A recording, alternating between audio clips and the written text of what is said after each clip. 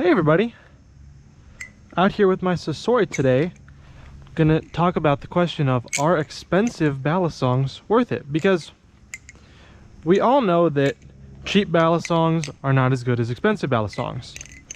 At least that's what everyone says. And it is true that there is a certain price point that balisongs have to meet at a pretty much bare minimum to be good.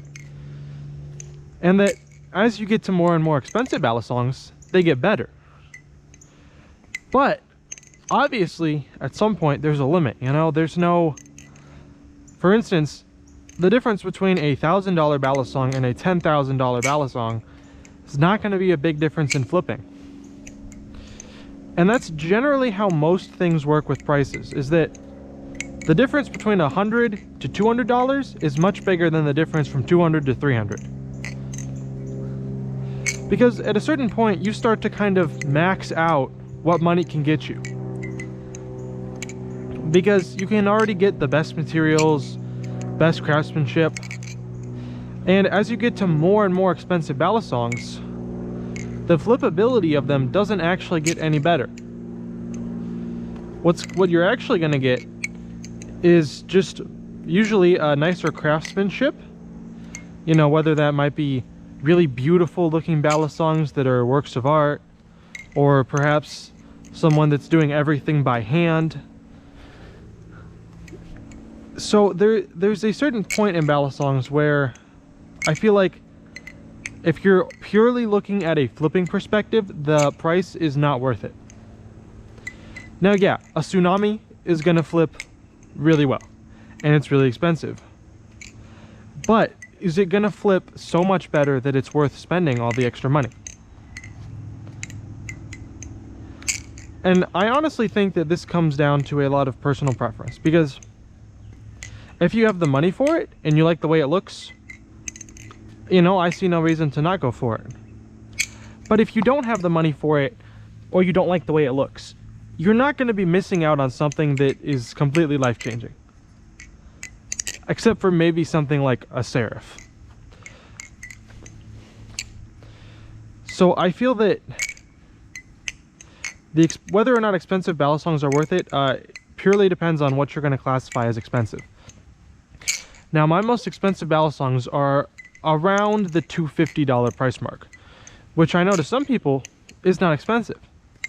And in the world of balisongs, $250 is really not all that expensive. I know that that's not cheap, but expensive balisongs like ones by JK Designs can go for well over $1,000. So $250 is really not that much. So, you know, at the different price points, it's like, well, is it worth it? Well, at $200, I would say up to $500, any extra money you spend is actually going to go into the flipping and the performance of the balisong. After $500, I feel, is where you start to get into, you know, oh, the brand name. Was it all done by hand? You know, did they put a bunch of jeweling and fancy anodization on it? Now, of course, you know, material is also a big factor, because if it's made of titanium, it's probably going to be more than $500. But does the flipping justify that? Because I know that a lot of my viewers are newer to the hobby, more beginner type, and a lot of you don't have the money to spend on $500 balisongs. And the thing is that once you start to get up into those really expensive price points, the only real thing that you're paying for is your preference. So, you know, if you're using a cheap balisong and you buy a more expensive one, you're paying to get something that flips better, is a better construction, will hold up better.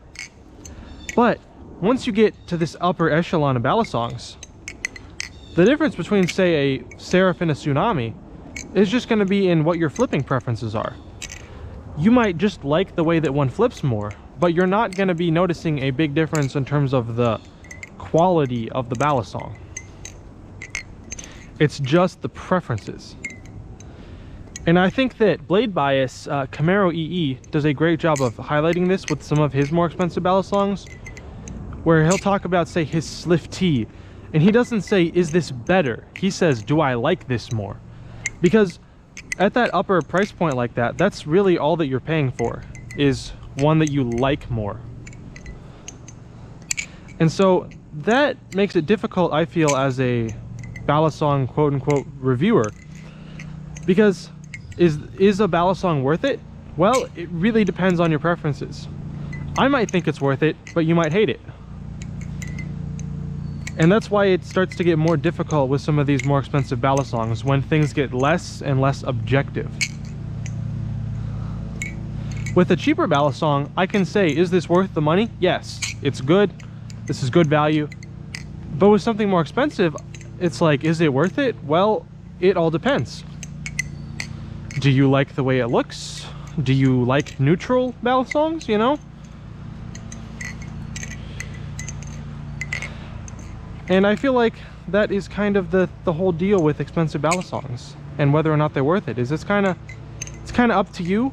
Just know that when you start to get into those upper price points, you're mostly paying for the preferences and the distribution, the balance, you know, handle milling, basically all of the things that would make up your preference. That is what you're paying for. And I'm going to end the video here because one of my neighbors is mowing and it is very loud now. So I hope that you have all had a wonderful day, and if you want to subscribe, we're on our road to 1,000 subscribers, trying to hit that before the end of the year. It would be greatly appreciated.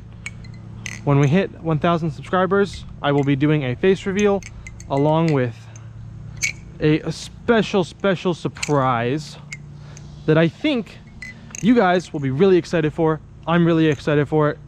I'm thinking about dropping a teaser at some point. Maybe at 900 we'll drop a teaser. But yeah, that is all that I got for you today. So until next time, keep flipping.